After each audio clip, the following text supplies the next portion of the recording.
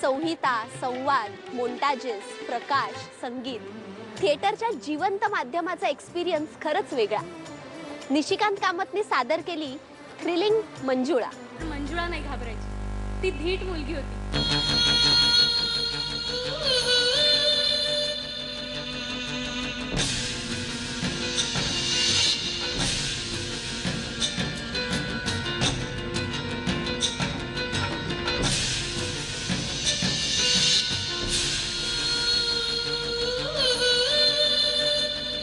तुझ्या दबलेल्या भावनांनी एक बाहुलं तयार केलं आणि त्याला नाव दिलं मंजुळा.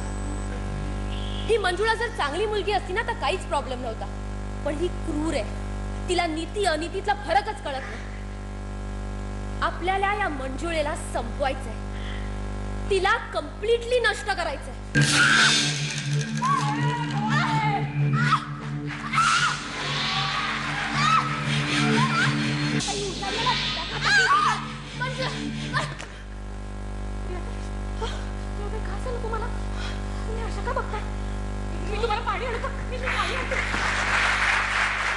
किचकट इतिहासात आपलं नवं भविष्य शोधू पाहणाऱ्या तरुणाच्या संस्कारांचा झगडा रंगला तो अद्वैत दादरकरच्या हाफ पॅन्ट या एकांकिकेमध्ये. शाळेत 10 वर्ष इतिहास हा विषय शिकतो आपण.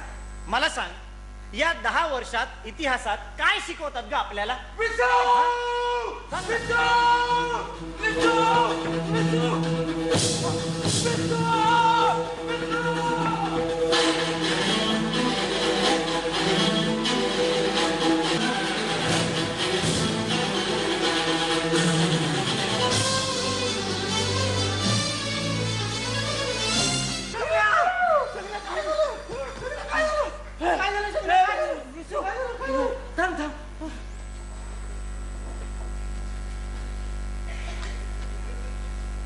दांडी मार्च काय आहे रे?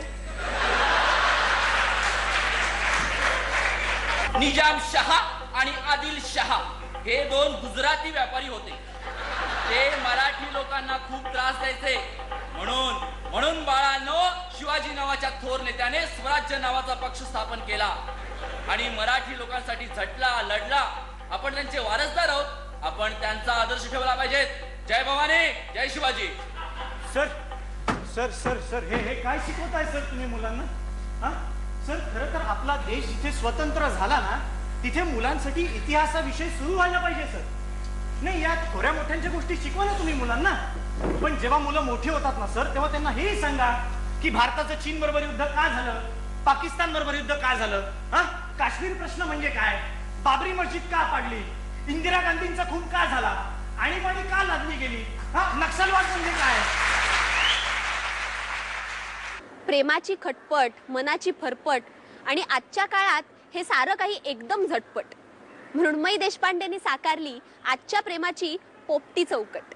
हे बघ, आता या काडीचं एक टोक तुझ्याकडे आणि हे दुसरं माझ्याकडे. ऐकतोस का? बोला. मग दोन्ही कडांकडून या काडीच्या पातळ रेषा काढायच्या. हळू हळू. या रेषा तुटू द्यायच्या नसतात. का? तुटल्या तर आपलं प्रेम नाही ना. मग हे कधी सांगायचं? तुटल्यावर? आणि तुटल्या नाहीत ना तर या रेषांची एक पातळ चौकट होते बघ, आपल्या अभंग प्रेमाची चौकट.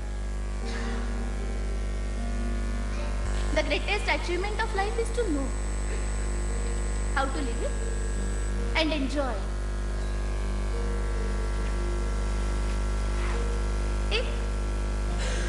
मला तुझं तत्वज्ञान वगैरे नसेल रे कळत, पण मला माझं खुदादा पूर्णपणे कळलाय रे.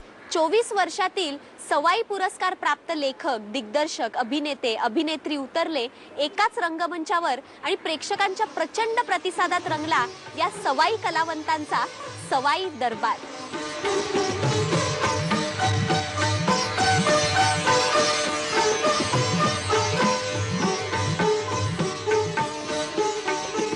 आता आतापर्यंत वेगवेगळ्या क्षेत्रामध्ये सवाई ठरलेली ही सगळी रंगकर्मी मंडळी, आपल्या सगळ्यांचं या मंचावरती मनपूर्वक स्वागत. सवाईने जर 25 वर्ष मागे बघून बघितलं तर बऱ्याच गोष्टी, बरेच किस्से, बऱ्याच घटना, बरेच विजय, बरेच पराजय, बरेच अश्रू, हसू, असं बरंच काही असणार आहे आणि तेच सगळं शेअर करण्यासाठी आज इकडे आपण जमलेलो आहोत. रुपारेलची मला खासियत वाटत आली ना ती म्हणजे की आम्ही कोणी सगळ्यांनीच एक्सपेरिमेंट करायला आम्ही घाबरलो नाही. करेक्ट. आम्ही स्पर्धेसाठी स्पर्धा अशी कधी केली नाही. म्हणजे ही स्पेशालिटी मला रुपारेलची वाटते आणि जे माझ्यावर पण संस्कार झाले आणि जे मी पुढे कंटिन्यू करायचा प्रयत्न करतोय की एक नंबर तुम्ही चांगलं करा की आपोआप येईल, त्यासाठी कधी आम्ही झटलो नाही. पण रुया रुपारेल हा जे प्रतिस्पर्धी आहे ह्याच्या बाबतीत मात्र मला खरंच अजूनही असं वाटतं की ती ठसन राहिली पाहिजे. पुण्याचा आवाज आलेला आहे. खरोखरच आहे की इकडे येऊन एकांकिका मुंबईमध्ये त्यावेळेला, म्हणजे आता जरी मुंबईतून आम्ही काम करत असलो तरी खरोखरच मुंबईने खूप दिलं आहे. तेव्हा मी जेव्हा एकांकिका केली पाषाणकर तुमचं काय चाललंय, तेव्हा मला आठवतं याची विजय पाटकरची आणि वाडकरची एकांकिका होती, चल नाना चल म्हणून, आणि आम्ही खूप, आणि निर्मिती ते सावंत होती त्याच्यात मला वाटतं, बरोबर ना रे? तर तेव्हा त्यांची एकांकिका होती आणि आम्हाला खूप टेन्शन आलं होतं की सगळे मोठे मोठे नावं, तर ते टेन्शन घेण्यासाठी का होईना पण पुण्याहून इथे येऊन ह्या, म्हणजे पुणे तलाव आहे, मुंबई महासागर आहे.